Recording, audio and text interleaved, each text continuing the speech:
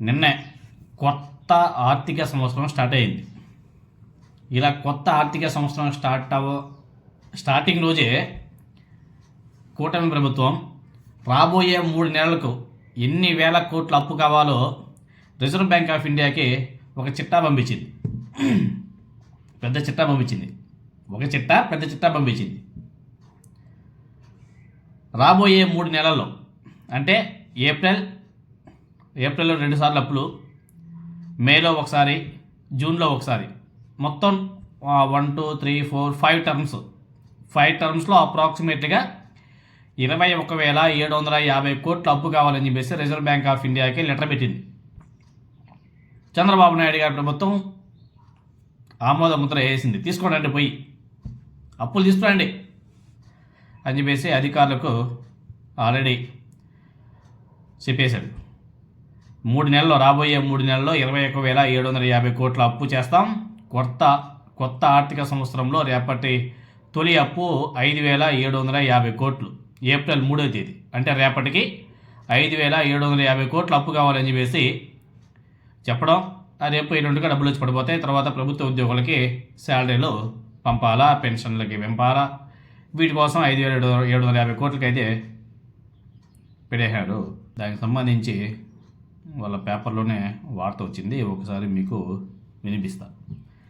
ఈ ఆర్థిక ఏడాది తొలి 3 నెలల్లో మరో 21,750 కోట్లను అప్పు చేస్తామని చెప్పేసి సీఎం చంద్రబాబు నాయుడు గారు ప్రభుత్వం రిజర్వ్ బ్యాంక్ ఆఫ్ ఇండియాకి తెలియజేసింది. రాష్ట్ర ప్రభుత్వం సమాచారం మేరకు ఆర్బీఐ ఈ ఆర్థిక ఏడాది తొలి త్రైమాసికం ఏప్రిల్ నుంచి జూన్ వరకు అప్పుల క్యాలెండర్ను మంగళవారం ప్రకటించింది.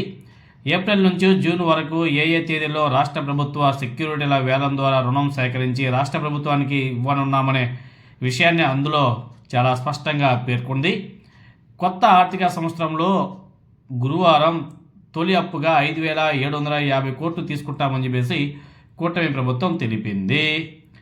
ఈ ఏడాది అంటే ఈ నిన్నటి నుంచి 3 నెలల్లో అప్పుల క్యాలెండర్ ఎలా ఉందంటే ఇలా ఉంది. పక్కనే వేశాను, మీరు కూడా చూసుకోవచ్చు. ఏప్రిల్ 3వ తేదీ అనగా రేపు 5,750 కోట్ల అప్పు రాబోతుంది ఏపీకి. అదేవిధంగా ఏప్రిల్ 8వ తేదీ 2,000 కోట్లు. ఈ ఏప్రిల్ 3వ తేదీ వచ్చే డబ్బుల్ని ప్రభుత్వ ఉద్యోగులకు శాలరీలు ఇస్తాడు. తర్వాత ఏప్రిల్ 8వ తేదీ రాబోయే డబ్బుల్ని తర్వాత కూడా ప్రభుత్వ ఉద్యోగులకి పెన్షన్ల రూపంలో వాళ్ళకి ఇవ్వాల్సిన డబ్బుల్ని వాళ్ళకి ఇస్తాడు.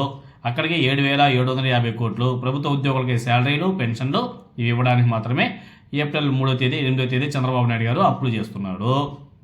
తర్వాత మళ్ళీ అదే నెలలో అంటే ఈ నెలలోనే 29వ తేదీ కూడా మళ్ళీ 4,000 కోట్లు అప్పులు పెట్టాడు. మే 27వ తేదీకి మళ్ళీ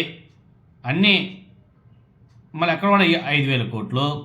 జూన్ 24వ తేదీ మళ్ళీ 5,000 కోట్లు. మొత్తం కలుపుకుంటే రాబోయే 3 నెలలకు గాను 21,750 కోట్లు.